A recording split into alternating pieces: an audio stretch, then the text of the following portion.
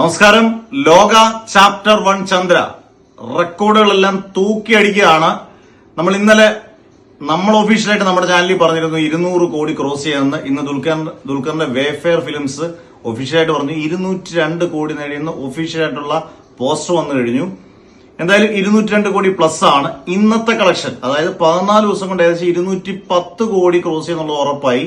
അതായത് ഈ ആഴ്ച പിന്നിടുമ്പോൾ, ഈ ഞായറാഴ്ചയോടെ പിന്നിടുമ്പോഴത്തേന് ഏകദേശം പല റെക്കോർഡുകളും തൂക്കി അടിക്കുന്ന ചിത്രമായിട്ട് മാറും. ഒരുപാട് പ്രത്യേകതയുള്ള ചിത്രമാണ്. മറ്റൊന്നുമല്ല, ഡൊമിനിക്കറിന്റെ ആദ്യത്തെ ചിത്രം തരംഗം വൻപൻ പരാജയമായപ്പം രണ്ടാമത്തെ ചിത്രം ഗംഭീര റെക്കോർഡാണ്.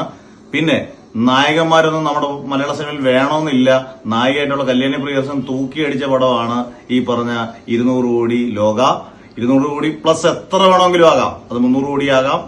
എന്തായാലും എല്ലാം കൊണ്ടും ഒരു നെഗറ്റീവ് റെസ്പോൺസ് ഇല്ലാതെ ഗംഭീര കളക്ഷൻ തൂക്കുന്ന ചിത്രമായിട്ട് മാറിക്കൊണ്ടിരിക്കുകയാണ് ലോക.